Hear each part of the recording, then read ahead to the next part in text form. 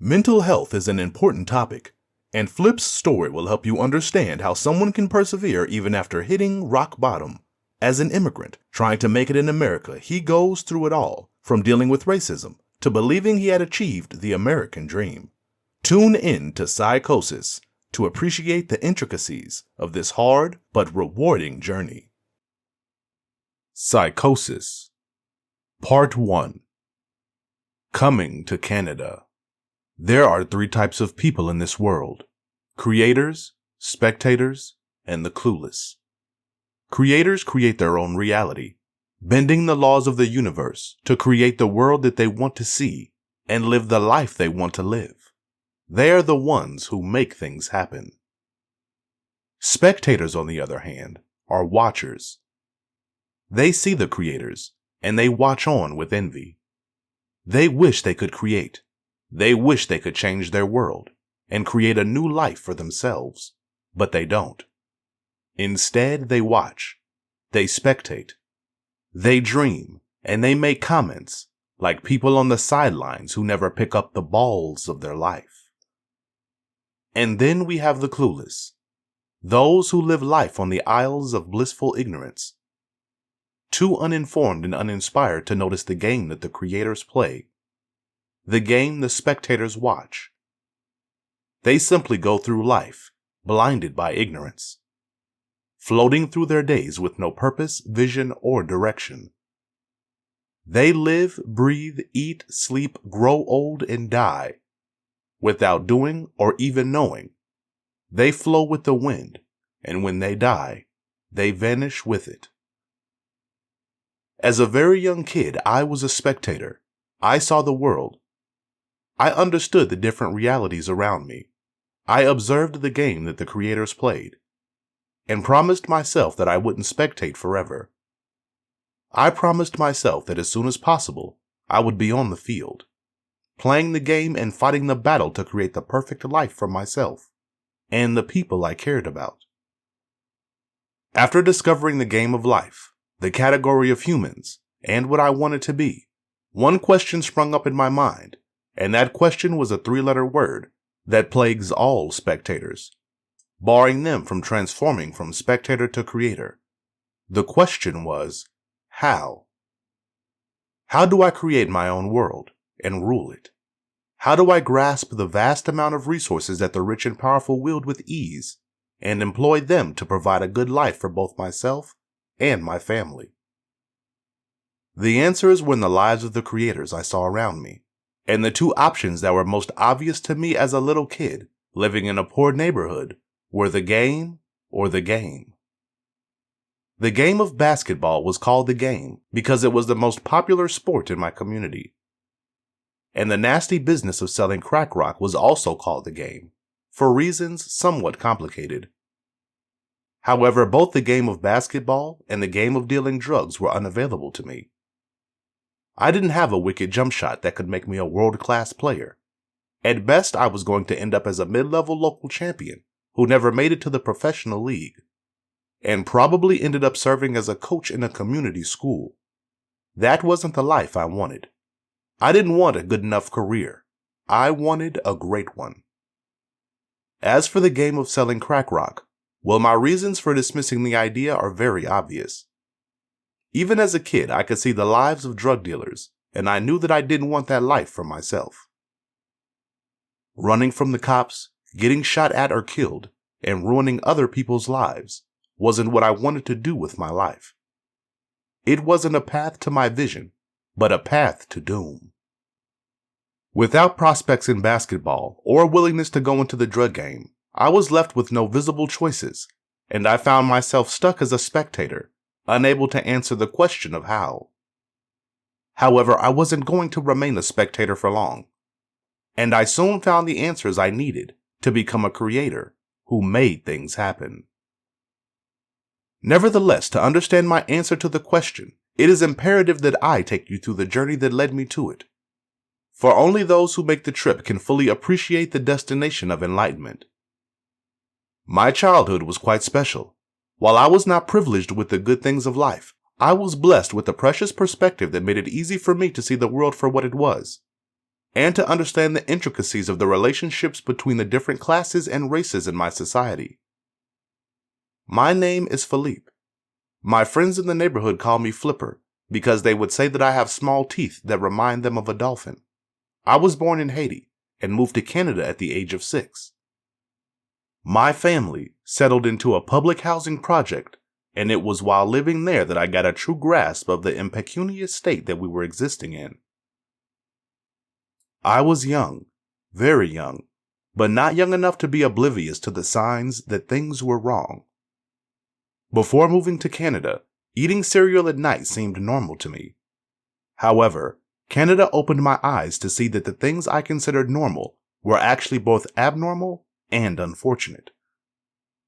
The entire neighborhood was thrust into the trenches of poverty. However, my family seemed to be at the bottom of the barrel, surviving in the lowest circle of the hellish neighborhood that we lived in. The priorities of a little kid are simple things. Matters like paying the rent or putting food on the table were beyond my scope of worries. However, I had a serious struggle. I was the only one in the neighborhood who didn't have a bike. And while there were many things that my neighbors had that I lacked, not having a bike was the one thing that hurt the most. For months, I begged my parents to get me a bike, but to no avail. It was beyond their means, and it didn't matter how much I begged or pleaded. It was simply impossible.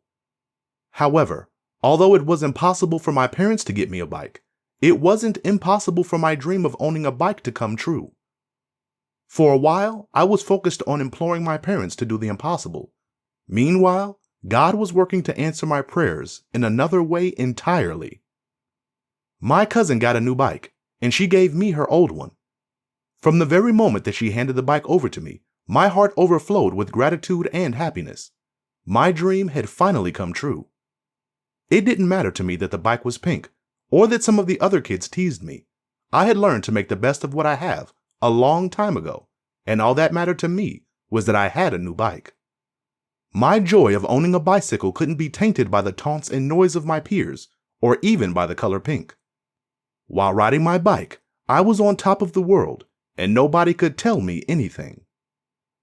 While moving to Canada was my first experience of being forced to see the reality of life and the state of my family, school was the second stage, where my life compared to the world around me was put on display, acted out like a play for me to see and understand. From the very first day of school, I realized that I was fundamentally different from my classmates. Unlike the difference between me and the other kids in my neighborhood, the difference between me and my classmates went beyond wealth or comfort. The difference was the color of our skin. It was the first time I was meeting with white people. From the moment I saw them stepping out of their nice houses, draped in their white skin, which was covered by their neatly pressed clothes, I could see that they weren't struggling like me and the other kids in my neighborhood. A lot of the things that the white kids did were new and alien to me, and I was soon forced to realize that they were from a world a million miles away from mine. They looked different, thought different, and even spoke different. My first day at school set the tone for most of my academic life. Everyone was dressed in fresh new clothes, except for me, of course. I was wearing a wretched outfit that my mom had put together from the clothes she bought for me at Zeller's.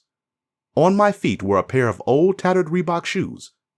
The left one had a hole in it that made my toe stick out in a very ugly and unattractive way. While we were on the bus, I could feel the eyes of the other kids on me. They felt like I didn't belong among them, but they didn't understand why. I was an alien in their midst, a completely different kind of kid. Eventually, when we got into class, one of the kids found a way to channel his discrimination. He noticed the hole in my shoe and immediately started laughing, attracting the attention of everyone else. "Your shoe looks like it has an open mouth," he said to me so loudly that it was more of an announcement. As soon as he made his pronouncement, the other kids joined him in his mockery-filled laughter, and then followed with jests of their own. "Is your shoe hungry?" said another kid, revamping the rounds of laughter that were just starting to die out into another chorus. Just like that, mockery and jest were sewn into the fabric of my school life. I was off to a bad start.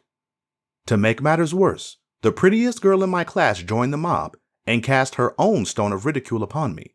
One look at my clothes, and as if it was a reflex, she said, "Ew, you bought that at Zeller's." I watched with sorrow in my heart as her face scrunched up in disgust. Needless to say, her words struck a chord. For some reason, the insult to my clothing hurt more when it came from her. After she spoke, I was done. I thought the worst had happened and that things couldn't get any more unpleasant. But boy was I wrong, as the school had yet another dimension of discrimination for me to endure. For the first time in my life, I was introduced to racism. I was laying low, trying to avoid yet another mean comment about my clothes, when a kid walked up and stared at me for a few seconds. His face was a mixture of disgust and confusion, like he was trying to fathom what he was looking at. For he sure as hell didn't see me as a who. Eventually he found a way to put the meanness of his face into words. "Your skin is the same color as shit," he said. I was quite stunned, but I wasted no time in giving him a befitting response. "Your skin is the same color as a pig," I shot back, shocking him to silence as his jaw dropped and his eyes widened with astonishment. He closed his mouth and tried to say something else, but his mind failed him, and he simply turned around and left. I had managed to triumph over my first encounter with racism. However, racism is like the sea storming the beach. It comes in waves, and when you think you are on dry land and have survived, you soon find yourself wet again and drowning in pain. It was my third day at school, and I was playing with a mini keyboard that belonged to one of my classmates.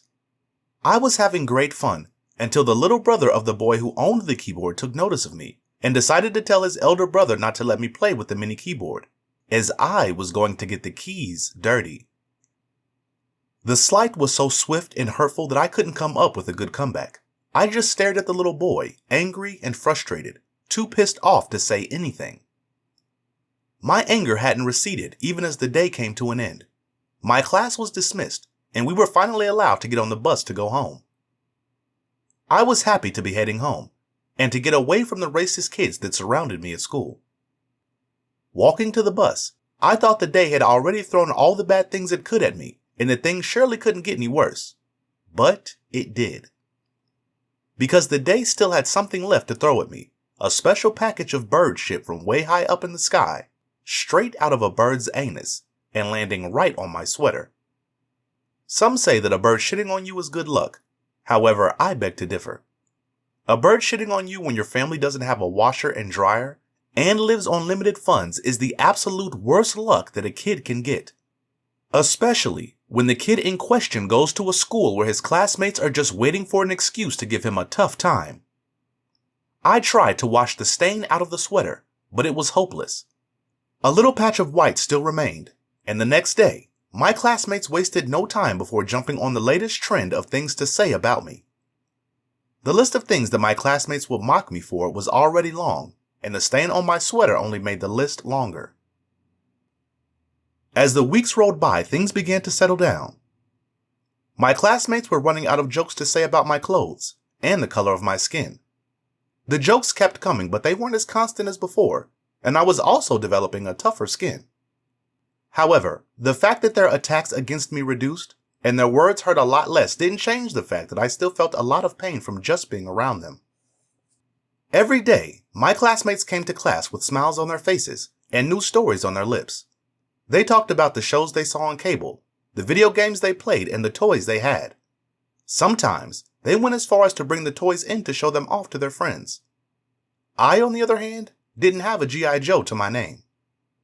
The difference between my reality and the reality of my classmates went beyond the toys we had and brought to school. The difference between our realities went as far as the lunch we brought from home. When it was lunchtime, my classmates would open their lunchboxes and reveal the wide variety of snacks that their parents had packed for them. From Dunkaroos and Joe Louis to Gushers and Fruit Roll-Ups, every snack that I had seen on TV commercials was right there in their lunchboxes, waiting sumptuously to be consumed. All the snacks that I longed for, but my mom couldn't afford, came cheaply to them. For them to eat regularly like it was nothing. I, on the other hand, had to make do with a Cheese Whiz sandwich and an apple if I was lucky. Nothing more. Eating my measly sandwich while my classmates feasted like princes and princesses felt like absolute torture. Day after day, I was forced to watch the good life right before me, and yet it was not available to me.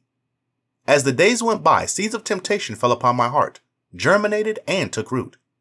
Until the temptation had finally become too much to handle.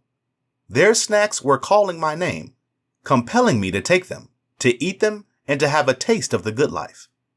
It was only a matter of time before my resistance fell, and I started stealing snacks. Nothing much, just a few snacks here and there. I wasn't greedy. As soon as I got the snacks out of my pocket, it was off to the washroom to eat my bounty. And once I was done eating, I threw the wrappers and all possible evidence of my crime into the toilet and flushed it away, before going back to class with a calm and straight face, displaying no clues of my actions. While I was spinning lies of owning a gaming console, my teacher was spinning lies of her own. Or more accurately, she was spinning fables and wild tales. One day, my teacher saw me lose a tooth and noticed that I was walking towards the garbage to throw it out. "What are you doing? You're supposed to put it under your pillow and the tooth fairy will leave you money," she said with unnecessary urgency. I looked at her like she was crazy, but rather than call her out on her bullshit, I decided to keep quiet, for I had learned that more often than not, when it comes to dealing with adults, silence is the best answer. When I got home, I told my parents about the tooth fairy before going to bed. Like with Santa Claus, I didn't have any expectations, and when morning came, my prediction was proved to be right once again. I checked under my pillow, and just as I expected, there was not a penny. All I found instead was my tooth, exactly the way I had left it the night before. My parents were poor. They weren't going to spare a penny to sponsor the delusion that my teacher was trying to implant in my head. As I grew older, my hatred for being poor rose to greater heights and presented itself in different forms. At a point, I began to feel ashamed of my nationality, even went as far to conceal it. It all started when my teacher mentioned that Haiti was one of the poorest countries in the world. My mates already had a lot of reasons to think I was poor, and I wasn't willing to give them more. I could already imagine the racist and wicked jokes that would come up if they realized that I was from a poor country. Lying by saying that I was born in Canada was a no-brainer. However, the thing about lies is that they snowball. One lie always leads to another, and I soon started disassociating myself from anything related to Haiti. I was able to speak decent Creole, and also understood it very well. However, I began to pretend that I was not able to speak or understand the language, all in a bid to blend in as a Canadian. My dad and uncles tried to teach me Haitian culture and tradition, determined to begin the process of passing the ancient torch of Haitian culture on to me as early as possible. However, I refused to learn, allowing all the information to go in through one ear and pour out straight through the other. I was transforming myself into a Canadian, and I wasn't interested in anything related to Haiti. I was surrounded by white kids who made me feel like I was inferior because of my financial status and the color of my skin. Some of my friends had the decency to walk away from me when they were going to say racist jokes, but most of my classmates couldn't care less. They said it to my face with malice and impunity. To this day, some of their vile jokes still play on my mind. One of their favorite ones went like this: "What do you call 4 black people in a red sleeping bag? A Kit Kat bar." I was tired of being the outsider and the butt of every mean joke. I wanted to fit in so badly that I began to adopt certain parts of Canadian culture. For example, I copied their French-Canadian accent and started using their slang when communicating. My black friends in my neighborhood went to a different school because they weren't Catholic, but they started to notice that I was changing. I no longer wanted to play basketball because some of my white friends at school told me that it was a sport for niggers. My favorite sport was originally soccer, but I switched over to hockey because I wanted to be like them. Playing hockey was kind of fun, but watching it on TV was another story. Even though I didn't enjoy watching the sport on television, I still forced myself to watch hockey games, just so I could participate in the conversations the next day. However, it didn't matter how many games I watched. A lot of my mates were adamantly racist and always dismissed my opinion on the sport. Anytime that I gave my prediction on who I thought would win a match, some of the kids had the habit of ridiculing my opinion, and it wasn't because they simply disagreed with the opinions. "What do you know about hockey? You're black," they would say, as if being black affected my ability to see or to think. It didn't, and it didn't stop my ability to dream, to even dream of being a white super spy. I once had dreams of becoming James Bond because I wanted to carry a gun and drive a foreign car, but now my dream was to be a hockey star. However, my classmates didn't see me as one of their own, nor did they see my dreams as worthy of note. The only chance I got to play hockey at school was when they needed a goalie. I asked my parents to sign me up for hockey so that I could get better at the game and become the hockey star I dreamt of growing up to be. My father took me to the local arena to try and sign me up for the sports program. However, when he saw how expensive it was, he told me, "We'll see." I soon came to learn that saying "we'll see" was just another way of saying no. All my attempts to fit in were frustrated, from toys to video games and now sports. It didn't matter how hard I tried. There seemed to be a brick wall, absolutely impossible for me to break through, keeping me away from my mates. It didn't matter how hard I tried. There seemed to be a brick wall, absolutely impossible for me to break through, keeping me away from my mates and depriving me of the privilege of friendship. I was black on the outside, but in my head I was definitely a white boy. But it didn't matter to my classmates. To them I was black inside and out, and that was all that mattered. Back then I remember looking at the sky and asking God why he made me black. I was mad at the fact that my eyes weren't blue and my hair was curly. I developed a fit of jealousy for my younger brother and sister because of their lighter skin. And when my sister told me that she and my younger brother could pass for mulattoes, but I couldn't, it hurt my feelings deeply. I hated who I was, and what I had been convinced that I was. I was trying to be something different, but it didn't work, and it was tearing me apart. However, while I may have been losing my way, I wasn't completely lost yet. To be fair, my childhood wasn't all bad. There were a lot of happy moments. Even though I didn't have the material possessions I desired, I was able to enjoy large parts of my childhood. The field trips at school helped to fill the void of the lack of activities at home. However, even in those happy moments away from the poverty-ridden neighborhood and my soul-crushing classroom, I still came across pain and fear every now and then. On one of the field trips, we went to a water park. I couldn't swim, so my teacher warned me to stay in the shallow end of the pool. However, I was curious and an adventurous kid, so naturally I defied her instructions. I saw two of my classmates that were younger than me swimming gracefully in the deep end of the pool. If they can do it, so can I. It doesn't look so hard, I thought to myself. I moved away from the safety of the shallow side of the pool and started to make my way down to the deep end. Before I knew what was going on, I was drowning. All I could see were people's legs as I struggled aimlessly, desperate to save my life. Every second that slipped away filled my heart with fear and my lungs with water until my head was clouded with hopelessness and dismay. I was convinced that this was it for me. I truly believed that my young life was about to come to an end. I was underwater for at least a minute before a lifeguard saved my life. As water burst out of my lungs and air rushed in to take its place, I couldn't help but cherish every breath I took. Oxygen, a cheap resource, had been unavailable to me for close to a minute. Life itself seemed out of my grasp. In that moment, as I stared at the face of the lifeguard that saved me, I realized that life is a precious gift that I don't want to lose. My life was tough, but by God, I didn't want to lose it. Struggling on earth was better than dying in the water. I had spent so much time hating myself and hating my life, but that experience changed my mindset. It's funny, sometimes we don't even realize how valuable things are until we come close to losing them.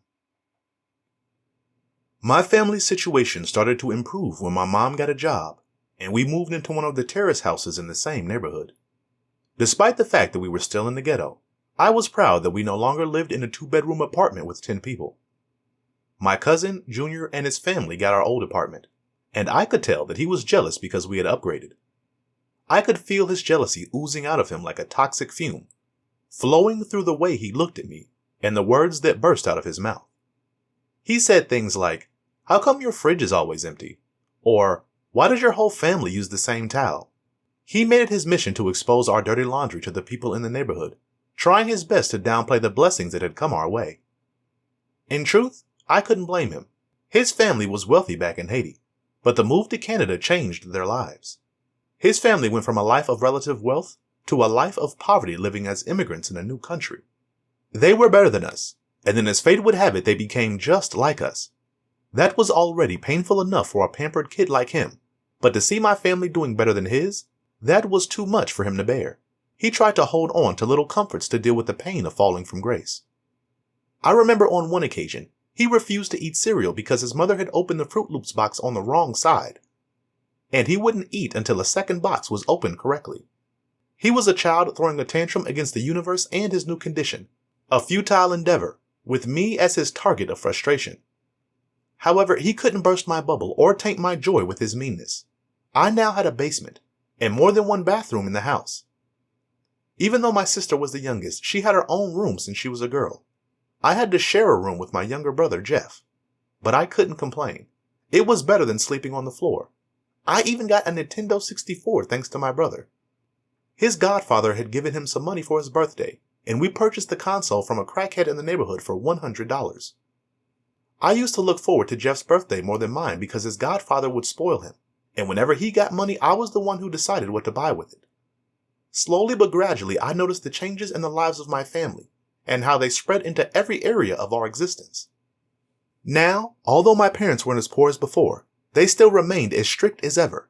They didn't let our new station in life get into our heads and cloud our perception of life. They stressed the importance of education and kept us on a tight leash.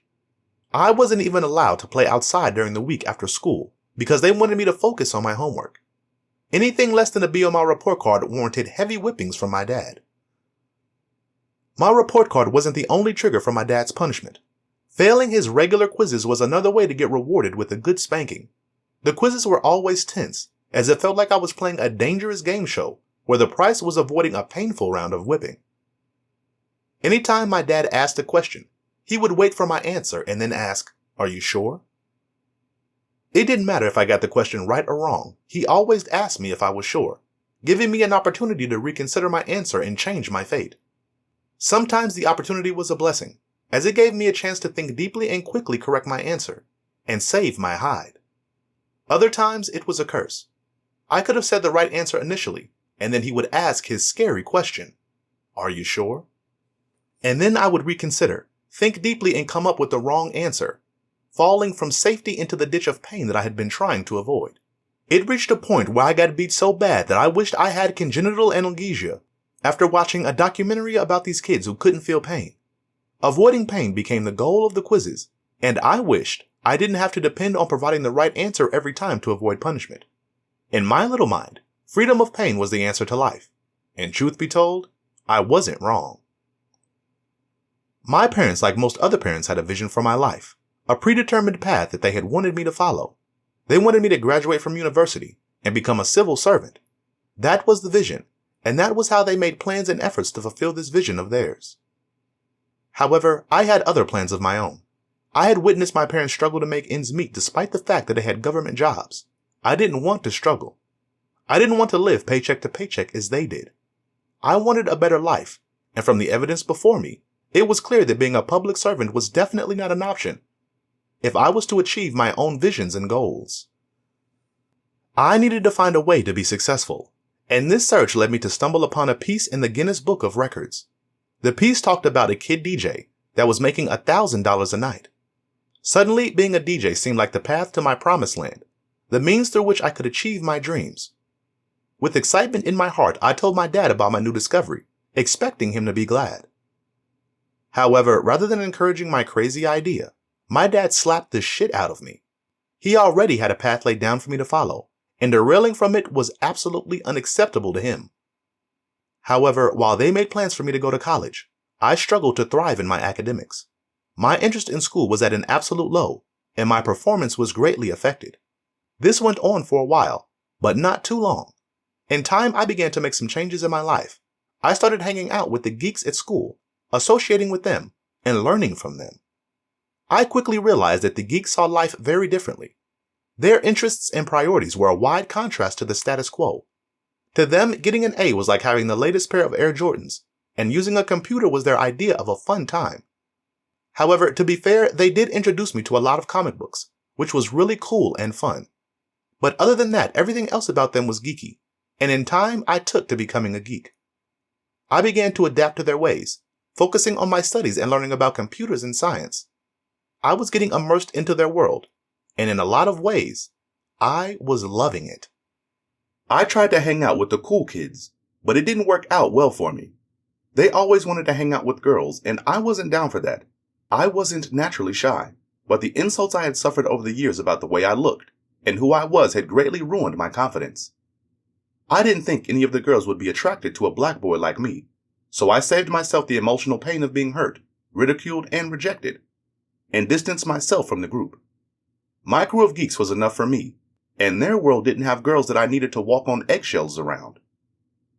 However, staying away from the cool kids from my class and getting immersed in computers and sciences didn't keep me safe from the pain of my parents' reality.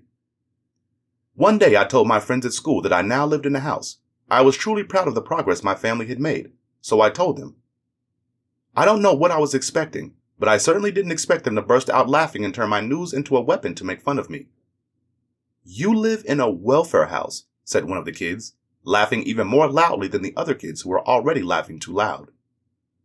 I didn't understand what he was talking about, or why they were laughing, so that day when I got home after school, I asked my parents what it meant to live in a welfare house. My father explained that we lived in a government-subsidized house. This wasn't absolutely clear to me, so I asked yet another question. "Daddy, are we poor?" I asked, and my father absolutely lost his mind to anger. His face transformed into a mask of rage, and it was clear that he was greatly annoyed.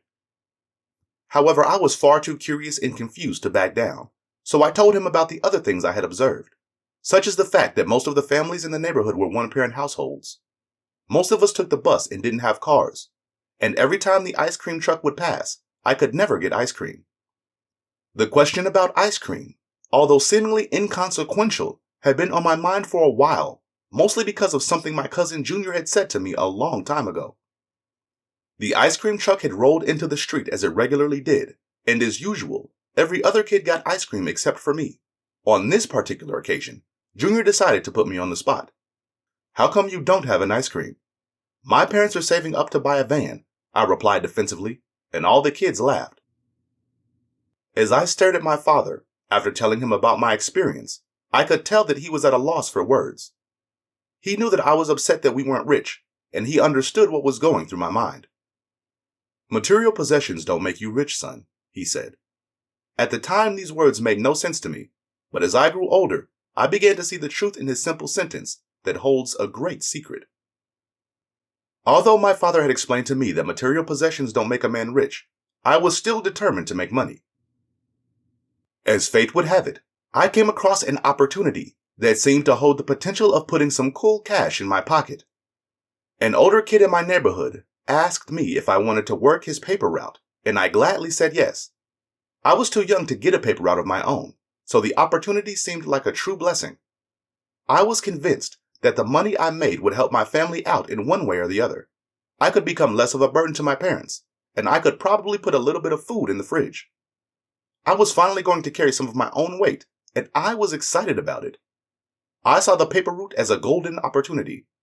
Someone had taken a chance on me, and I was determined to make sure that he didn't regret it. I started working the older kid's paper route, delivering the papers diligently, and determined to do an excellent job. However, while I thought I was on my way to making some real money, I was actually getting robbed blind. I delivered newspapers for a couple of months and didn't see a dime. I kept asking him about my money, but he kept postponing my payday. This went on for weeks, and then weeks turned into months. Eventually, I went to his house and realized that he and his family were gone. They had moved out of the building completely. I couldn't believe my eyes. I then started asking the other kids in the neighborhood about his whereabouts, and my fears were confirmed. One of his friends told me that he had moved to a different part of town, and just like that, I was right back where I started. All my time and efforts had been wasted. It was almost like I hadn't even tried at all. For the first time in my life, I was finished, duped, and had been taken for a fool. I was very angry. However, I didn't let my anger stop me from learning the lesson that the experience had to offer. Kind acts and kind words can be used to conceal evil intentions. Trust nobody. His mom had previously given me his old Toronto Maple Leafs jacket, so even though he didn't pay me, it was thanks to him that I had a nice jacket that winter. which is how I justified getting finessed, and I began to use this mentality to rationalize every loss I took in my life. The key to dealing with losses is to try and focus on the positive aspect of a negative outcome. No matter how bad a situation is, it could always be worse. Right before I started high school, I began to get intrigued by hip-hop. At first, I was only watching BET to see pretty girls in bikinis shaking their asses in the hip-hop videos. But the more I watched, the more I started to develop an appreciation for the music and the lifestyle. I had a passion for the hot boys because of the way they were always flashing their opulent lifestyle. As the summer rolled by, I grew more and more immersed in the music. And by the time school finally resumed, I had become infatuated with hip-hop. I became a regular at the magazine stores and would often buy XXL in the source. Thanks to LimeWire, I acquired an extensive collection of hip-hop songs on my computer and began to spend hours downloading music and researching on the internet to learn about the history of the genre. The nerds in my group were into heavy metal music, so I kept my newfound love for hip-hop a secret. High school turned out to be a completely new world for me. Gone were the days of being the only black person in my class. All of my new black classmates assumed I was just like them, but they were eventually going to realize that I was different. My school had a uniform, and that served as a disguise for a while. My wardrobe would have been a dead giveaway, but with the school uniform, I was just like every student, and with my skin color, I was like every black kid. All the kids at my school assumed that I could play basketball because I was black, lanky, and fit. They couldn't imagine that a black kid had grown up watching and playing baseball rather than basketball. They believed I would be a prolific player on the court, but I knew better. I couldn't play for shit. Due to their ignorance of my background, they kept asking me to join their game, and for a while, I avoided the court with my wide array of excuses. However, I eventually ran out of them and was forced to step on the court. Just as I had feared, I was a terrible player, making turnover after turnover and shooting only air balls. After that day, people stopped bugging me about playing ball. They didn't think much of my failure on the court, until they saw me hanging with my white and nerdy friends from elementary school. They laughed and began putting the pieces of the puzzle together. Soon, they had a clear picture of who I was, and the rumors and jokes started spreading like wildfire. They started to call me Oreo Cookie, black on the outside, but white on the inside. Once again, it seemed like I was in for a school life of teasing and jokes. The only thing that saved me from getting bullied was the fact that I knew how to fight. Every time I got tested, I was able to hold my own and give it worse than I got. All the sparring I did with my nerdy friends pretending to be Dragon Ball Z characters seemed to be paying off. It also helped that some of the shot callers in my school were from my neighborhood. I didn't even have to go through the black attacks that every freshman was forced to suffer through. The black attacks were a stupid tradition in my high school, where the seniors would jump the ninth graders. Just for kicks. I was saved by my friend Philippe, who was my neighbor before he moved to the other side of town. His reason for saving me was that we had the same name, and as a joke, he would say that I was his son and it was his duty to protect me. With Philip in my corner, I had little to worry about. And even when he was MIA, I was always ready to square up and defend myself. I later became cool with a Congolese guy by the name of Serge. We met in French class and quickly became good friends. He was dealing with struggles similar to mine, as he was new to the country, and like me, he had to learn how to adapt. Serge had immigrated to Canada from Africa, Congo to be exact, but he lied to everyone and said he was from France. His lie was easy to believe because he had a French accent when he spoke. However, I knew the truth because Serge trusted me. He explained to me that back in Africa, he was living in a house with no electricity. He and his family had to walk for miles to get access to water. Serge's family was way poorer than mine. He and his family immigrated to Canada as refugees and were living in a shelter. His situation was so terrible that some days he had nothing to eat. What Serge was going through made my struggles seem like a walk in the park. Even though I had it bad, I could never recall a day when I had absolutely nothing to eat. In that moment, I learned to appreciate where I was. Although I still hoped for a better life, I stopped taking my situation for granted. As the months rolled by, I began to grow weary of the derogatory comments that my nerdy white friends had a habit of making. In fact, I couldn't stand them anymore, so I ditched them and started kicking it with Serge on an everyday basis. It felt good to finally be able to be myself, and not have to pretend to be somebody I wasn't. Serge was my kind of person in a lot of ways, and we connected on so many levels. We shared a lot of things in common, including the fact that we were both Libras, therefore, we had similar traits. However, while we were very similar, we were also quite different. Serge was a soccer star back in Congo. Before migrating to Canada, he had never picked up a basketball, but that didn't stop him from becoming a freaking beast on the court. He was an incredible phenomenon. With just a few months of practice, he began to dominate the court, and soon made the starting lineup of our high school basketball team, which was one of the best in the city. Serge's progress in the game of basketball and his entrance into the team taught me one of the many things I learned from him over the years. If you really want something, you have to be willing to outwork the competition. He was 6'4", and he was an amazing athlete. However, that wasn't all that made him a great player. There are so many guys in school that wanted to get on the team who were also talented and were athletic. What made Serge different was his work ethic and determination. He was always the first one in the gym and the last one to leave. Even when he injured his knee, he still kept on going to the gym, on crutches, and working on his game. It didn't matter if all he could do was take shots all day, he always showed up and put in the work. I admired his hard work and dedication, and I soon found myself rooting for him. Serge was performing really well in basketball and had dreams of making the NBA. With his natural talent and his determination, a career as a professional basketball player seemed like a real possibility. Our relationship was mutually beneficial. He taught me how to play basketball, and I taught him about hip-hop culture, amongst other things. We were like two peas in a pod, partners, navigating the stormy seas of high school, together. Our team of two soon became a clique of three as a third person joined us. The third member of our trio was a tall white boy named Patrick. He lived close to my neighborhood, in what we called the rich houses, because they were single homes with big backyards. Back then, the rich houses were considered the better side of life, the other side where the grass was greener. However, looking back now, those houses weren't exactly extravagant. The people living there weren't doing very well themselves, and were struggling as well. They were only rich compared to us. However, while the rich houses weren't great, back then, moving to the neighborhood of the rich houses was the dream.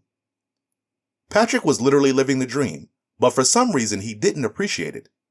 In school, he claimed to be living in my neighborhood. I found it ironic how quickly the tables seemed to have turned. I used to be teased and made fun of on a regular basis for being poor and living in the ghetto. But in high school, things were different. Everyone bragged about how bad their neighborhood was, as if it was some badge of honor. The meaner the streets you lived in, the cooler you were, or at least perceived to be. The stigma of poverty and lower class status was wiped away, and in a twisted way, being rich or suburban was looked down upon as being soft.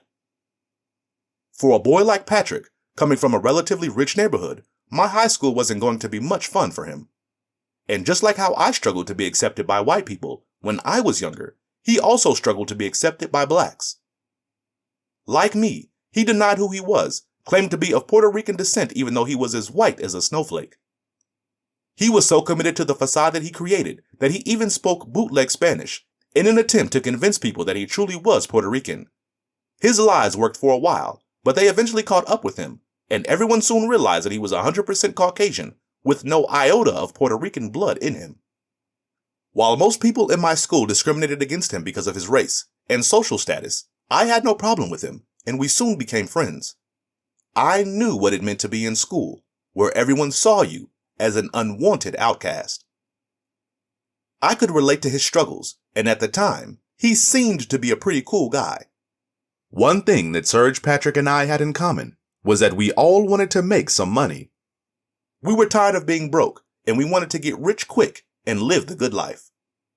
At first, we tried the normal path that everyone thinks of when they are trying to make money. We tried to get a part-time job.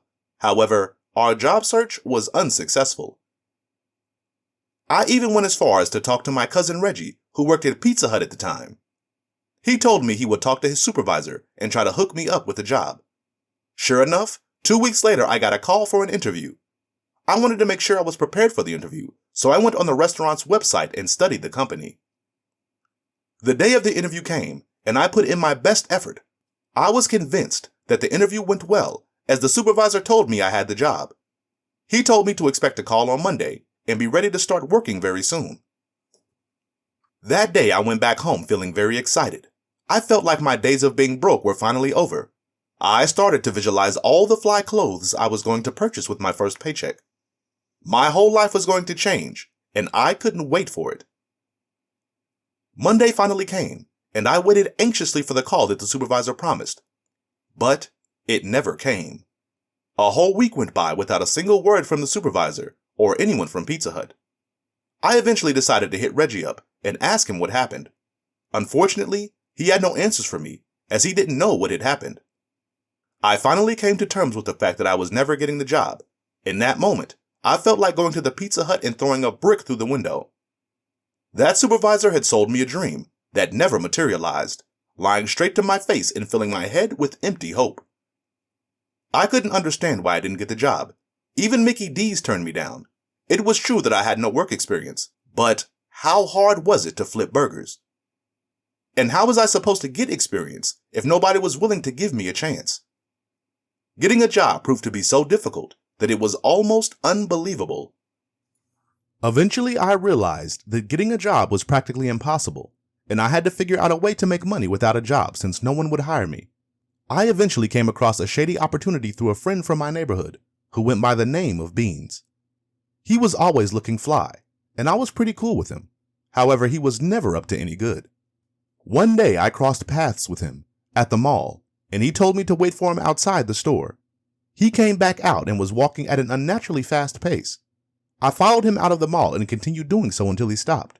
When he turned to face me, he had a big smile on his face. I didn't fully understand what was going on until he opened up his bag and revealed all the items he had stolen from the Dollarama. That's when it clicked. Why get a job if I can just steal what I need? I asked if I could join him on his next mission, but he knew that I was a good kid that never really got into trouble, so he tried to warn me against going down the wrong path. Listen, Flipper, this game isn't for you, he told me. However, I wasn't deterred by his warnings. Instead, I was determined to follow in his footsteps and get the things my heart desired. He kept trying to discourage me, explaining to me that I shouldn't make decisions out of desperation. But little did he know that I had been making decisions and stealing out of desperation since I was a little kid, and I wasn't as desperate in this moment as I was back then. My experience in stealing started way before I stole the snacks from my mates back in school. When my family first moved to Canada, I desperately wanted a Hot Wheels toy car. It cost less than $1, but my mom said I couldn't have it. However, I wasn't taking her no for an answer, so I waited until she wasn't looking and broke the package in which the car was sealed. I put the car in my pocket and kept my face looking as innocent as possible. I got away with it like a smooth criminal, and after that, I developed a habit of stealing anything that caught my fancy. Every trip to the store was a new mission for me. I always tried to steal something from candy to toys. Whenever we were in the store and I saw an opportunity to take something I liked, I took it. This went on for a while until I got caught by my aunt. I got caught once, and that was pretty much the end of my career as a thief. I got a whooping so bad, I was barely able to sit down the next day. After that, I didn't dare to steal from a store again. Back then, I thought it was worth it. I had gone on a pretty good run without getting caught. And while Beans was worried about me getting caught, I was very confident in my abilities. The way I saw it, it was high time that I reignited the old talent and got myself the things I wanted. Funny enough, when I was watching television that night, I saw a segment about shoplifters on the news. The reporter said a lot, but one thing caught my attention. I learned that you can't be detained for stealing until you step out of the store. It was a truly interesting technicality, and I was determined to use it to my advantage in my new venture. This special detail gave me even more courage to get back into stealing. Not that I needed more courage or encouragement, as my mind was already made up. The next day, as soon as I got to school, I told Surgeon Patrick about the news segment. I then went ahead to present my brilliant idea of stealing from the stores and malls. Coincidentally, The album Get Rich or Die Trying by 50 Cent had just come out. His words were just what we needed to hear to inspire us to carry out our plans. We decided to adopt the album's title as our motto. We were just young and dumb, trying to live life in the fast lane. However, our youthfulness and dumbness weren't all that led us into this life. Being broke played a major role too.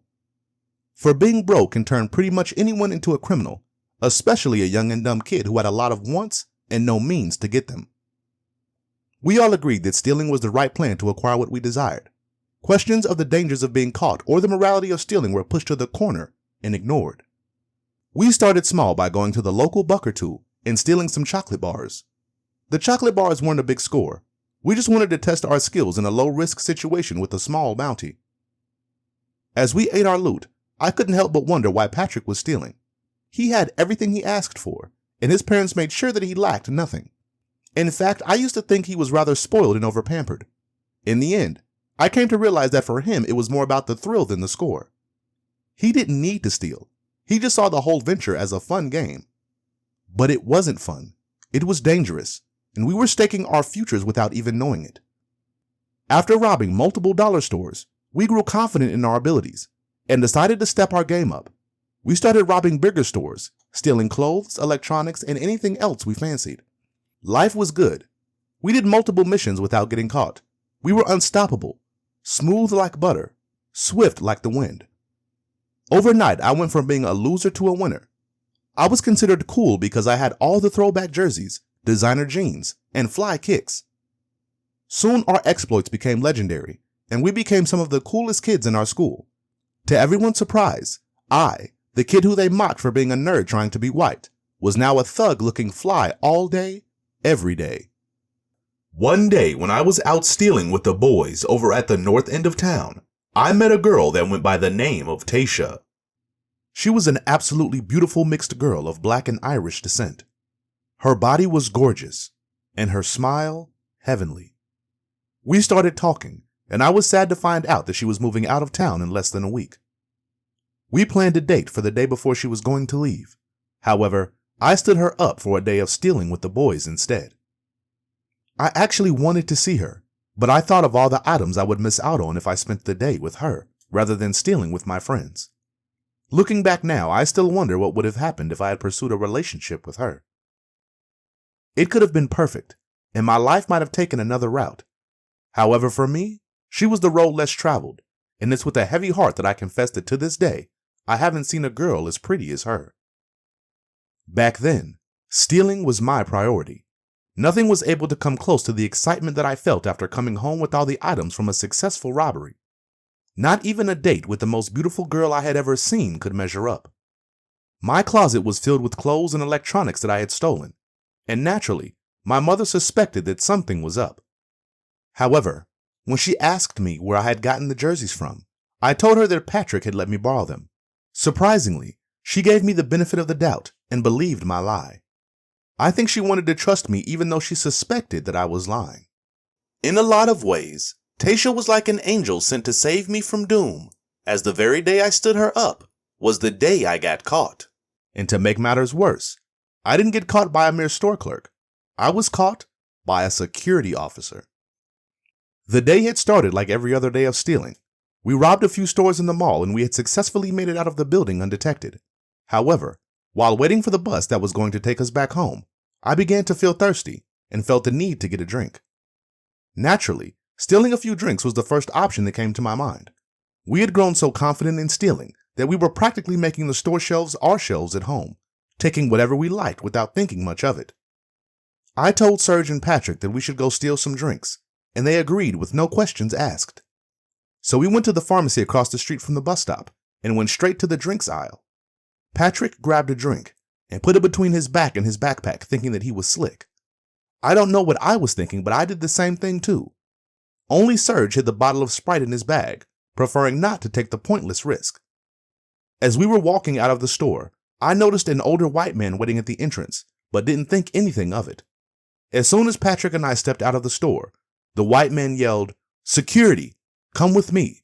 I saw you guys stealing," he said, referring to us. The security man was on us within a second and led us into a room in the back. As soon as Serge stepped into the room, he said, I didn't step out of the store, so you can't detain me. Serge was just about to step out of the store when the white man had raised the alarm. Therefore, he was technically still within the store's premises. The guard knew he was right and had to let him go. However, Patrick and I were still stuck in the bind and soon began to panic as I had a bag full of merchandise that I had stolen from other stores. The officer opened my bag and saw everything from batteries to headphones and asked me where I had gotten all these items from. In my head, I thought I was finished for sure. He would know that they were all stolen items. But for some reason, he seemed to believe my bullshit story that I had paid for all these items. Or maybe he just didn't care. Luckily, he didn't contact the police. He told us that he would file a report and contact my parents.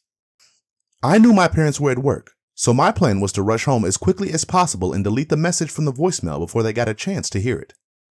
Unfortunately, my plan failed. As I arrived at my house to meet my mother already there, she was seated on the porch with a sad look on her face. My heart started to beat faster with every step that I took towards her. I knew she had listened to the message, and my hope of keeping my crimes a secret was dashed. Her eyes were red and watery as tears threatened to roll down her cheeks. She looked at me with great sorrow and disappointment in her eyes. "Why the hell were you stealing from the store at the mall?" she asked, her voice thick with emotion. I was speechless. I simply stared at her with my lips sealed as I tried to think what to say. "They told me you had multiple electronics in your backpack, as well as a bunch of other items. Is that true?" she added when it became clear that I had nothing to say for myself. She stared at me for a few more seconds as a drop of tear rolled down her left cheek. She got to her feet and told me to open my backpack. In that moment, I felt very stupid for going home with my backpack still filled with all the items I had stolen. I was literally walking around with the evidence of my crimes. I was clearly not thinking straight. My mom wanted to see all the items I had stolen. However, I knew that showing her what I had in my backpack was going to absolutely break her heart. I needed to think fast on my feet. I was already caught, so there was no point in lying and denying that I had stolen anything. The only thing she didn't know was how much I had stolen and for how long I had been doing it. So rather than opening my backpack and revealing the truth, I decided to offer a white lie by grabbing a pack of batteries from inside to show her. "This is all I stole," I said. For a second that felt like an eternity, I was worried that she would insist on seeing inside my bag herself. But to my surprise, she simply broke down in tears, unable to hold back the flood of painful emotion that I had caused. I could tell she was really disappointed in me. I'm not going to lie. Seeing my mother cry was one of the worst feelings in the world. Seeing her cry and realizing the amount of pain I was causing her, I decided that I never wanted to break her heart again. There are a few things worse than breaking the heart of a loving mother, but at the time, I couldn't think of a worse feeling. And even now, I still struggle to imagine a more terrible sensation than the overwhelming guilt that descended upon me as my mother's tears fell to the ground, shattering like a drop of glass, sparkling in the moonlight, but reflecting her disappointment instead of the moon. Serge called me later that day, laughing maniacally and boasting about the fact that he had gotten away. He clearly didn't care about the consequences that Patrick and I had to face. To him, it was all a joke, and we were the butt of it. However, I couldn't care less. There were more important things for me to consider than his sense of humor. I was done stealing, and I told him so. Naturally, he thought I was chickening out because I'd had my first scrape with authority. He called me a scary Harry and proceeded to mock me for being a coward. However, he couldn't be farther from the truth. I wasn't scared of getting caught, and I was no coward. But I wasn't going to keep hurting my mother all in the name of thrills and fancy clothes that I didn't even need. If my mother hadn't found out, and I had managed to keep the truth away from my parents, I would have been back in the game the very next day. But she did find out, and I had made her cry. I didn't want to make her cry ever again. While my mom was disappointed in me and held me responsible for my actions, Patrick's parents blamed Serge and me for being a bad influence on their son. To them, their son was an immaculate angel, and we were the dark demons corrupting his purity. They couldn't consider the possibility that their son might be a monster too. A monster of their own making. To protect Patrick from our supposedly evil influence, his parents banned us from their house. But it was ridiculous. We went to the same school with him, and there was really no way to keep him away from us if he didn't see the need to stay away. And of course, Patrick didn't see the need to stay away. Hell, he longed for our company. He longed for the thrill of crime and the excitement of living on the edge. And while I was out, having fully retired, Patrick had no problem with continuing the operation with Serge. Both of them didn't seem to be bothered by the situation at all. In time, he and Serge were back stealing again like nothing had ever happened. The following week, the movie Italian Job came out. Serge, Patrick, and I were really hyped about going to see this movie because it was about thieves. We got some tickets and sat together to enjoy what promised to be an excellent experience. Serge could barely understand English, but I could see that his eyes were glued to the screen. When the movie came to an end, Patrick and Serge were extremely excited. Serge wanted to see the movie again, only this time he asked if I could sit next to him in order to translate the parts he didn't understand. After watching the movie for the second time, they got infected with the crazy and ambitious idea of robbing jewelry stores. Thank God I retired, I thought to myself. Robbing a few stores in the mall was one thing, but a jewelry store? That was a whole different ballgame. Jewelry store missions were definitely out of my league. I knew there was no way I would escape with only a slap on the wrist if I ever got caught. However, while I had developed a sense of caution and reason, Serge and Patrick were still high on youthful exuberance and their past successes. They successfully stole watches at a local jewelry store, using tactics they picked up from the movie, and for a while, they were getting away clean. I must admit, I was surprised. I didn't think they could pull it off, but they seemed to be proving me wrong. However, their successes turned out to be short-lived, as their winning streak came to an abrupt end after only a few weeks. The end of Serge and Patrick's operation began on a beautiful afternoon. I was hanging out with Serge when his mom suddenly yelled at him angrily, ordering him to get into the house. When I saw him the next day, he informed me that he had to go to the police station for a robbery he committed a few days ago. Patrick had gotten himself caught, and they were able to link him to other robberies. He was so dumb that he robbed the same store by himself a few hours after robbing it with Serge. He claimed that his father had informed the police that it was Serge that was probably with him. Serge was trying to figure out how Patrick's father was able to provide this information to the authorities. It just didn't add up, and we both knew it. I told him to be careful, because it most likely was Patrick that dimed him out. Serge later informed me of some even worse news. The police wanted me to contact them to speak about a robbery at Walmart. Just when I thought I had walked away clean, it looked like trouble was on my horizon. Apparently, the security guard had found my school ID in a bag Patrick got caught with, and when Serge went to the police station, they informed him to tell me to give the sergeant a call. I was shocked, as I wasn't sure what they had on me. They surely couldn't have known that I was a thief simply because they saw my ID card in Patrick's bag. However, I didn't know what Patrick had told the cops. For all I knew, he could have snitched on me the same way he did Serge.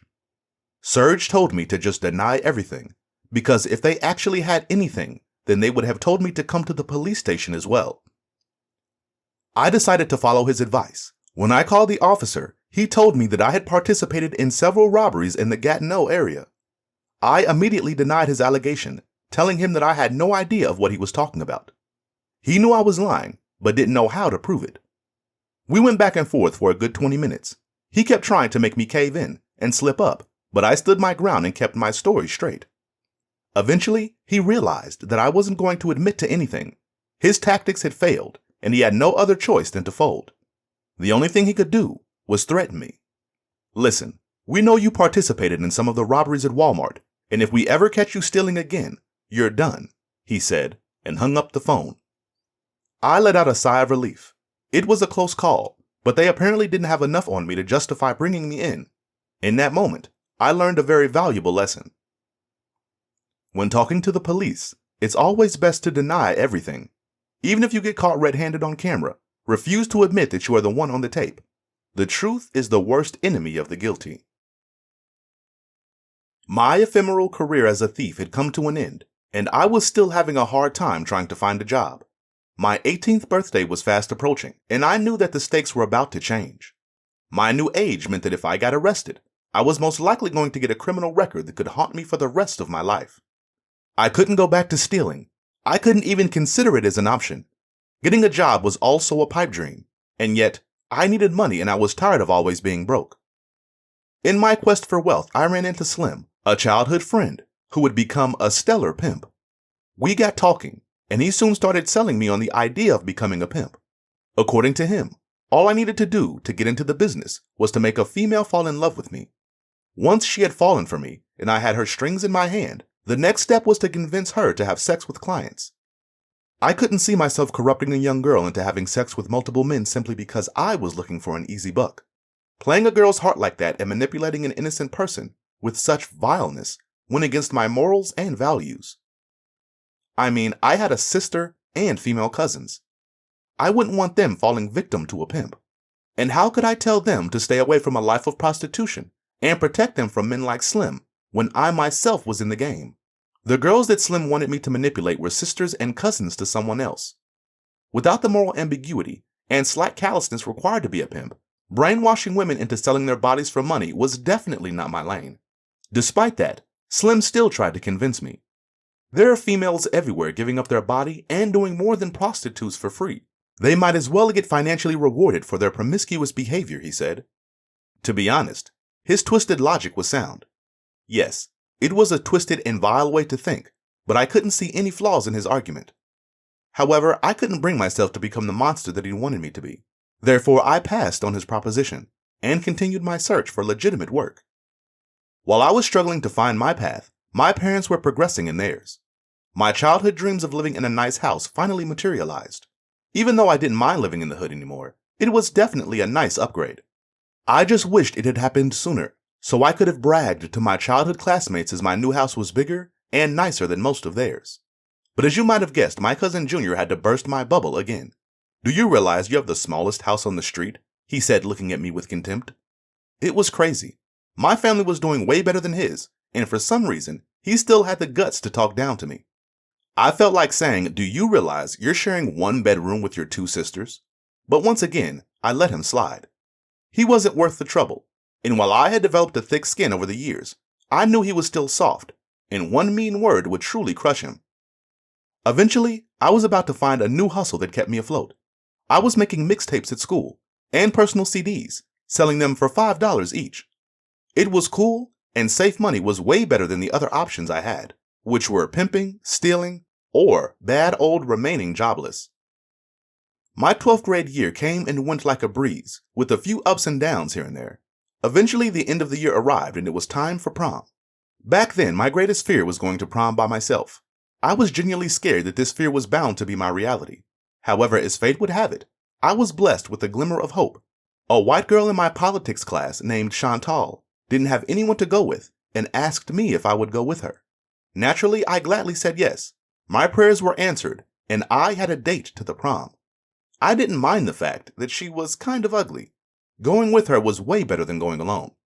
On graduation day, I introduced Chantal to my mom, and she purposely ignored her and threw a couple of insults her way. I couldn't believe it, as my mom was usually super nice. However, the reaction wasn't out of the blue. Chantal wasn't the pick of the litter. Probably due to the way my mom reacted to her, Chantal decided that she no longer wanted to go to the prom with me. And just like that, my worst fear became reality. I went to the prom by myself. However, my fear actually turned out to be misplaced. My time at prom wasn't as terrible as I had imagined. I had a pretty good time, and I wasn't the only one that was solo. Summer came to an end, and my journey at the University of Ottawa began. I was enrolled in the public administration program, and I started with joy in my heart, ready to take on the world. When I first got my admission, I couldn't believe my luck. Funny enough, my classmates couldn't believe my luck either when they finally saw me on the university's campus. No one believed that I actually got into the university. They thought I was simply hanging around campus rather than actually attending the school. The only thing that convinced them of my admission was me showing them my student ID. Even then, they were slow to come to terms with the fact that I wasn't as stupid as they thought. In their mind, I was nothing but a thug, a hustler throwing his life away. They didn't know where I was coming from, or what my core was really about. Mama raised no fool. I was smart enough to compete with them academically, and even surpass them with ease. I was determined to succeed in school and prove everyone wrong. However, school life was not what I anticipated. I expected the classes to be extremely difficult, but it was easy for the most part. I got to school ready to run as fast as my legs could carry me, putting in maximum effort all day, every day. However, I soon realized that running wasn't necessary, and school was not more than a leisurely stroll of ease. My mother gave me money to buy the books for my classes, But instead of buying them, I went straight to the casino and I lost it all playing blackjack. I would have failed all my courses woefully and been sent out of my program if my homegirl Crystal didn't come through for me. She was in most of my classes and she let me borrow her books. There was only one class I didn't share with her, and I was able to pass without the manual. After that semester, I realized that I could make it through school by simply winging it.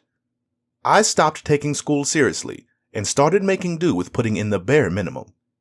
In truth, my lackadaisical approach to school only worked because my program wasn't really challenging. If I had enrolled in a harder discipline, like engineering or medicine, I was sure to have flunked out in my very first semester. However, in public administration, most of my classes were easier than my 12th grade classes. As I continued my program, I began to lose interest at school. School began to feel like a waste of time. However, I couldn't disappoint my mother, so I kept at it, doing only the bare minimum to stay in school and complete my program. However, while I was making it up as I went along, Serge was busy taking up all he could. He was a great opportunist, attending every class possible and utilizing every facility that my university provided, primarily the gym. He was so diligent that I would not be surprised if he learned as much as I did, if not more. He spent almost all his free time on campus, practically being a student without an actual admission. When he wasn't attending my classes, he was hitting the gym by using my student ID. In time, people began to think he was a student, and only those close to us knew he wasn't. Patrick was enrolled in the political science program, and he had a lot of beautiful girls in some of his classes. His philosophy class was always packed with attractive women, so Serge and I decided to attend it to mingle with some ladies. We sat through the classes and waited till it was over before we made our move. Serge approached a group of females and somehow managed to convince them that he was on the Ottawa U basketball team. He had the physique of a basketball player, so his farce was easy to believe. All he needed to do was work his lips, and boy did he do that with ease. Serge did such an excellent job of wooing them that they invited us to join them for dinner. The game was on, and we were ready to play. We happily agreed and made our way to the student bar. At the student bar, things threatened to go sideways as I ran into my cousin, Junior. As soon as I saw him, I knew that things were bound to get bumpy. He was eating chicken wings with a group of girls, but he was acting super strange. From the way he was smiling to his body language, he was a different person, but I could still sense the asshole within him. Everything about him was strange on that day, even the way he was eating. He had a knife and fork in hand and was cutting the chicken wing with his knife before stabbing the piece of meat with the fork and placing it in his mouth all bougie-like.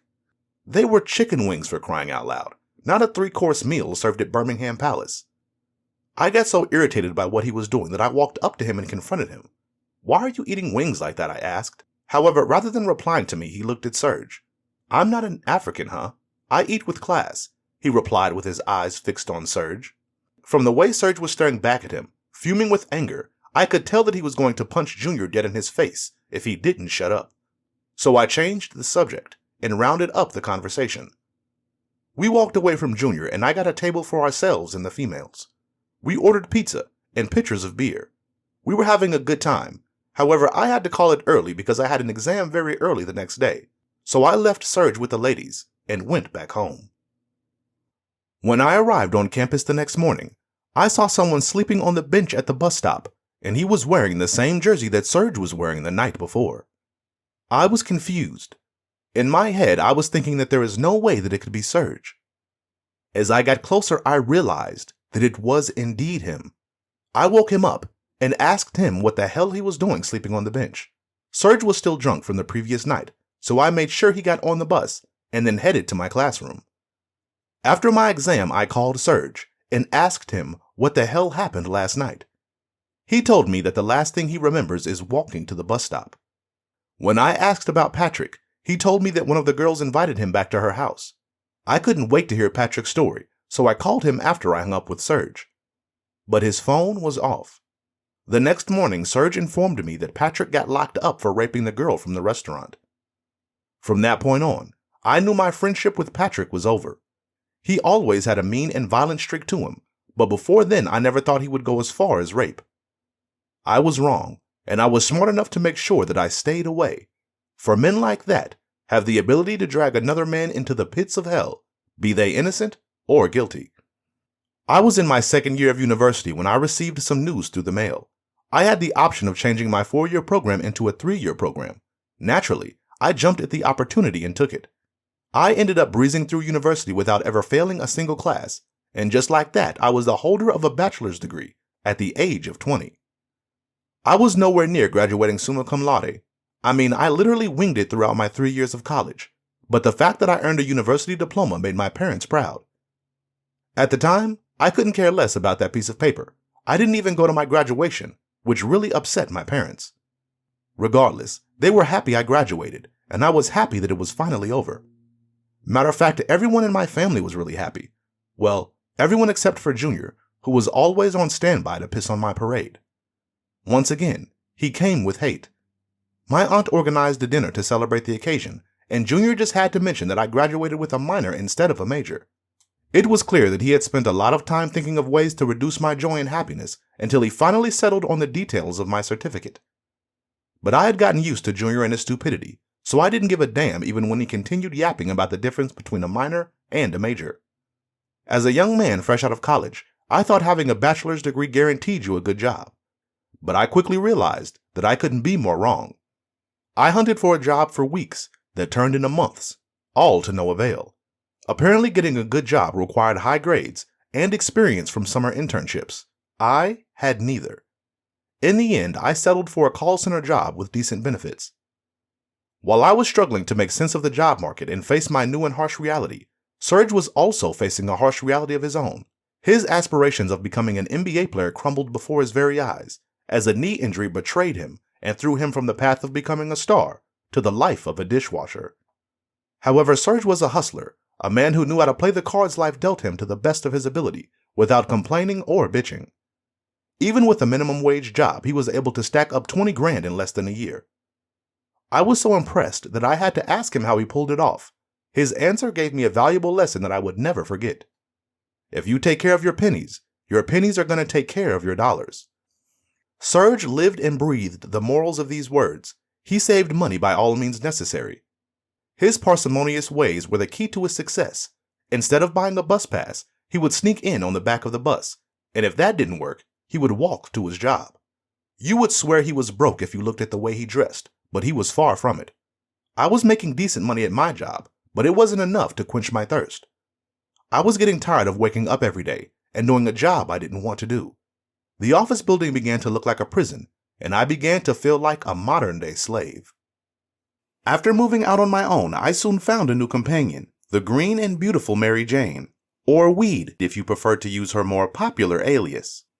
I was never a weed smoker, but picked up the bad habit when my friend P, who also rapped, told me that it would increase my creativity. Living next door to a weed dealer didn't help either. My neighbor would always invite me to come smoke with him. Every time I smoked, I went on to write incredible lyrics. In a way, weed did improve my creativity, but the thing about weed is that it's like making a deal with the devil. It always costs you something. Unfortunately for me, I was getting a bad deal from weed. While my lyrics were great, my flows were absolutely terrible. You can have the best lyrics, but if they don't sound good on a beat, they're useless. So basically, while I was getting good lyrics from my hellish deal with Satan's broccoli, the lyrics were wasted on me. Following weeks of excessive smoking, the bill of my deal with weed came due. I began to notice a change in my thought processes as my brain began to morph into something else. I began to bend under the heavy influence of rap music, and then went beyond bent. I got twisted. I began to make irrational decisions, finding it hard to think straight. I came to the conclusion that in order to be a rapper, I had to follow other rappers' lyrics like it was a religion. In the Nas song, he mentions that sleep is the cousin of death, so I decided to cut off sleep. I also came up with the theory that I needed to dismiss time. Time is a way for the government to control our movements. I believed that a human being's actions shouldn't be dependent on time. I threw away my watch and inputted a random time on my cell phone. In the following weeks, I forced myself to stay up for as long as possible and barely got any sleep. My brain felt like a computer that was overheating, but I enjoyed the feeling. The same energy and confidence that I would feel when I was drunk was now activated when I was sober.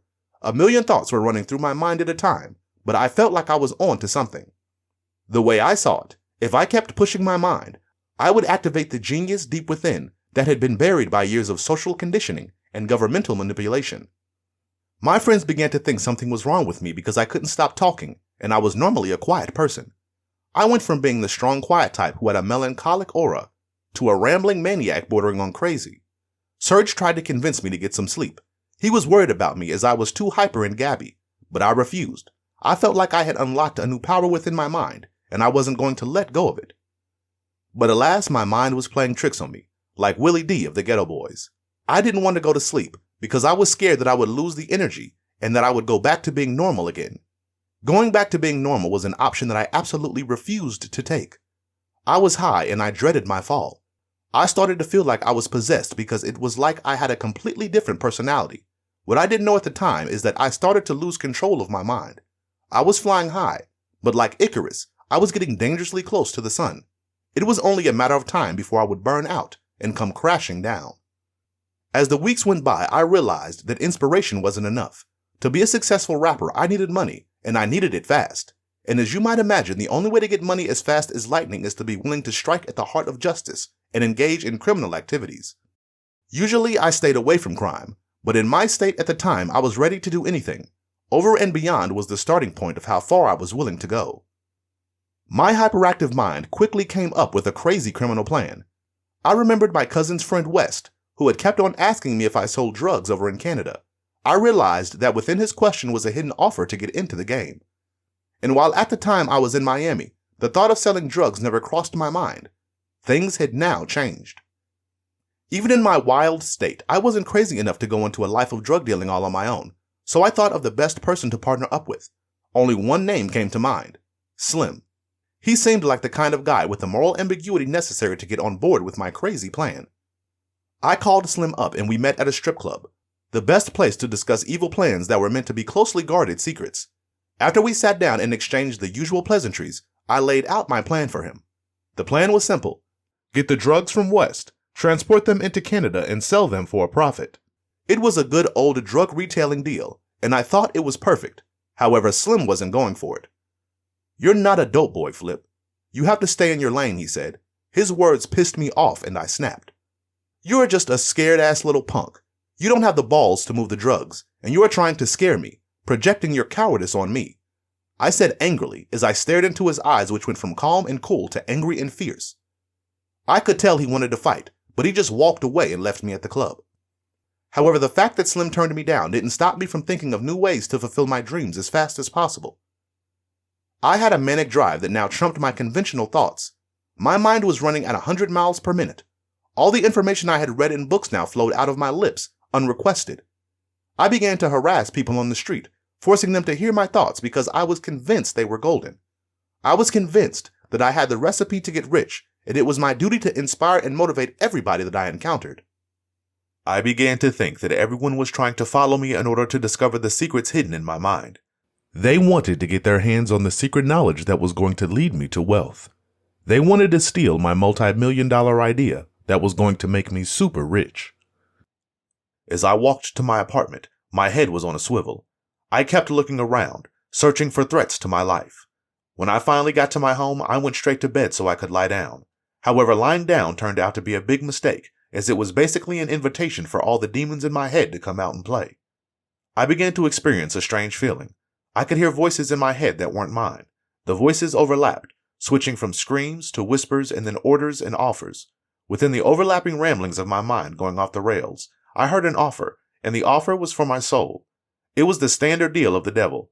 My soul for all the money and fame I could dream of. I was at the gates of hell and the feast of falling glory was set before me. But I couldn't take the deal. I was willing to sacrifice anything and everything for wealth. But the one thing that wasn't on the table was my soul. My father's warning rang through my head, piercing through the noise of madness. Losing your soul is a one-way ticket to hell. My mind spiraled downwards even as I struggled to get a grip. From hearing voices, my malady sunk into the maze of hallucinations. I began to hear and feel spirits around in my room. I turned on the light and couldn't feel the spirits anymore, but as soon as I turned off the light, they returned in legions and occupied my mental space once again. In time, I found myself running around my room trying to catch a spirit and failing miserably. Eventually, I gave up on catching the spirits. I thought that cleaning my face would help me relax. However, on my way to the washroom, I could see that the picture of Jesus I had on the wall was moving. Jesus was waving a cigarette from left to right. I blinked frantically, hoping that the hallucination would go away, but it didn't. I kept staring and blinking until I accepted that what I was seeing was real. I stepped into the washroom, and when I looked in the mirror, the face of a lion stared back at me. I was roaring and began to act ferocious, and I could hear the voices of my friends and family telling me to continue as they laughed at me with spite and jest in their tones.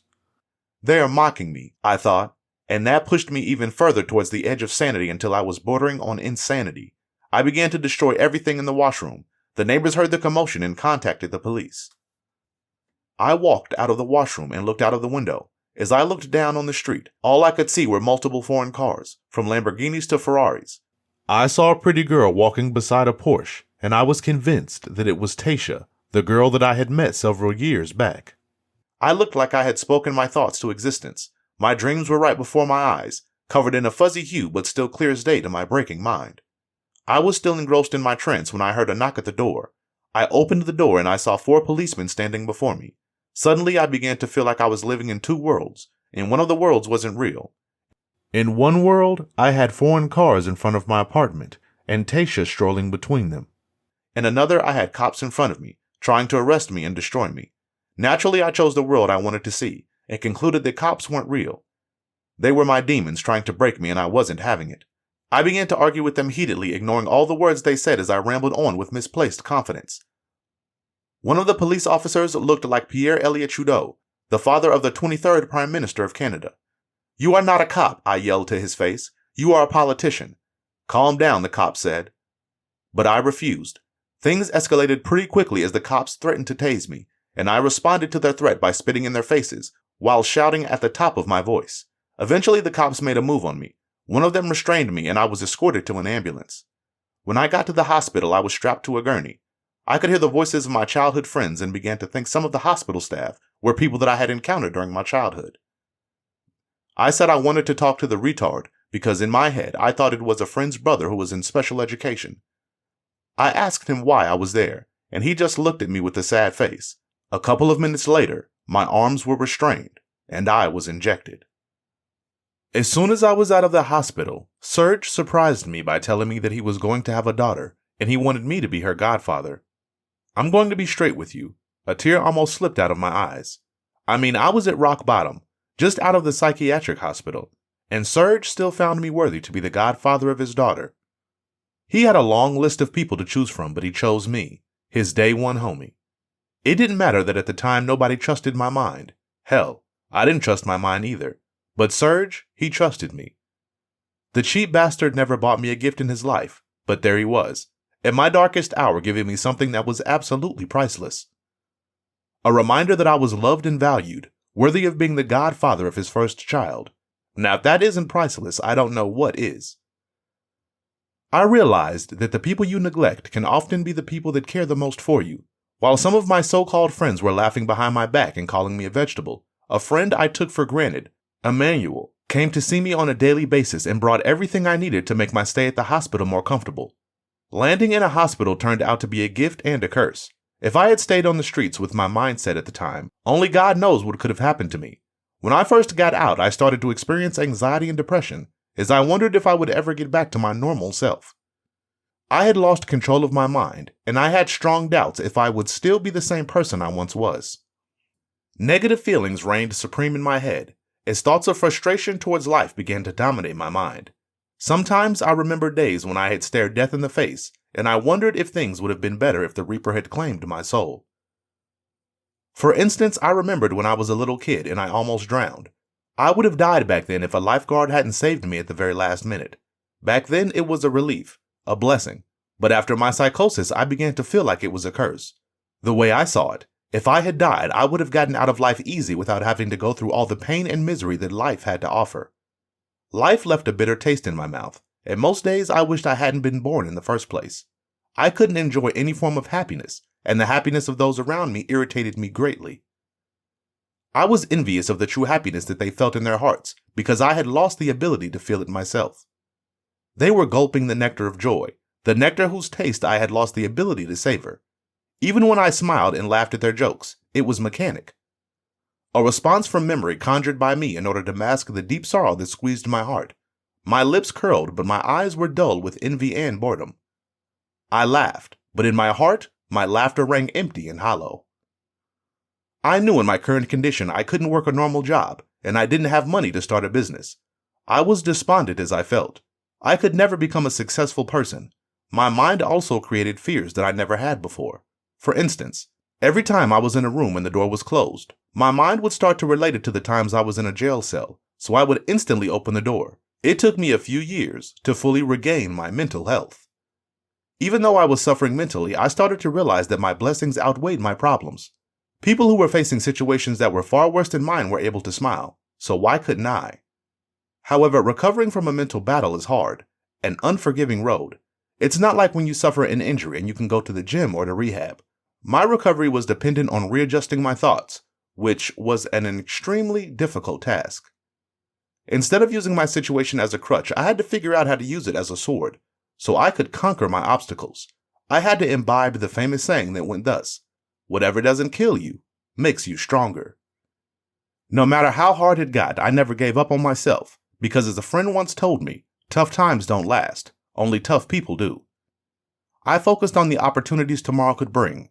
Although it seemed dark for a moment, I finally made it to the brighter days. I wanted the rainbow without having to put up with the rain, and I learned my lesson in one of the toughest ways possible. My experience made me understand the importance of patience. I now know that I have to wait for the seed to grow before I can eat the fruit, and that attaining goals doesn't happen overnight. Suffering from a mental illness can be seen as soft by ignorant people, but it takes enormous strength to deal with and eventually overcome. Being able to fall down and get back up after dusting yourself off demonstrates immense toughness. Now I have a deeper understanding of most of the things that had happened in my life, but back then when I was going through hell, I found it hard to make sense of it all. People always say everything happens for a reason, but for the love of me, I couldn't fathom the reason behind my fall. What was losing my mind going to achieve in God's great plan? Surely the universe wasn't playing with me just for kicks. These questions ran through my mind, and I might never come to the answers if my father didn't help me. He told me that my darkest moment was only an episode out of the many seasons of my life, and I would get better with time. This gave me hope. It gave me a reason to believe that there were better days ahead, and I looked forward to them rather than fixating on the past. However, although I didn't fixate on the past, I never forgot the experience, and I sure as hell never forgot the lessons that they taught me. Sometimes we also fail to realize that we are born rich. God creates us with abilities that are priceless. We all have dreams. My dream was to become rich, but the events that led to my downfall made me understand that money should never be put on a pedestal, especially over your health and your freedom. I've noticed from people in my surroundings that even when we have what we need, some are willing to take unnecessary risks for the things that they want. I used to compare myself with athletes or entertainers who are the same age as me and be mad that I wasn't in the same position financially as them. But nowadays, I just aspire to be the best version of myself. I've seen money turn best friends into worst enemies and angels into sinners. I still have money on my mind, but never again will I have it in my heart. And that is the very philosophy that guides my life today. My Weltanschauung. When you see a newborn child, what do you see? Weakness, dependence, responsibilities and bills? Or perhaps you see beyond all that, and you see potential. And when the child grows, what makes you stop seeing potential? On what grounds do we write off the story of people's life and assume the conclusion of their destiny? See, one thing we more often than not forget is that God creates us with priceless abilities. Each and every one of us arrives on this earth with something special, something different. But for some reason, we don't recognize the special gift in others, and to make matters worse, we oftentimes don't recognize the special gift in ourselves. And what you don't recognize, you don't value, and what you don't value, you waste or sell cheaply. Tell me, would you sell your soul or talent for $1 million? I hope and pray that your answer is no. Well then, if we won't sell, why throw it all away? For wasting a life by not achieving full potential in health, happiness, and joy is almost as bad as striking a deal with the devil and wasting the gifts of God. One of the most popular ways of wasting a life and the gifts given to us by God is by dedicating every living moment to the pursuit of wealth by all means necessary. Back then, all that mattered to me was getting rich. It was my sole purpose in life, the reason why I woke up, the reason why I drew breath. Such fixation on wealth is no way to live. It is a disease, a delusion that drives one to the edge of insanity. And while it may not always lead to a psychosis, it always leads to a form of mental and emotional damage. For a man whose life is all about money soon loses his emotion, and in the end, he would lose himself. We all need to realize that we're rich when we start to count all things we possess that money can't buy. Shoutouts. I appreciate you for taking the time to listen to my story. Please share it with anyone who you think would enjoy listening to it too. Follow me on IG at Filipe Fargo or Facebook Filipe Fargo. I would love to connect with fans of my work, and you can contact me at filipefargo@gmail.com. I want to thank God first and foremost. Nothing is impossible with Him. My parents, who raised a hell of a man and showed me the true meaning of unconditional love. My godmother, my aunts and uncles who held me down and made me understand the importance of being there for your family. My brothers Boo Boo and Gio, who are responsible for me having all this sauce. My cousins Coco, Tisha, Kesu, Jimmy, and Milano. My brother GQ, who helped me stand up when I was down. My people who I consider my family and who believed in me when I didn't believe in myself. Richie Lansky, Beans, Long Live Beans. Tasha, Sosa, Bossman, Castro, P, Tiny K, Ease, Zoe, Melly Mel. My OG Philippe, Jeff, KD, Champ, Christelle, my big sis Nat, Manny and Tony. And last but not least, my goddaughter Aaliyah. All my nieces and nephews, I love y'all to death. R.I.P. Dada. If I forgot to mention you, just know I got love for you too. I want to give a big shout out to Anthony Williams Jr. for bringing my story to life. I really appreciate it.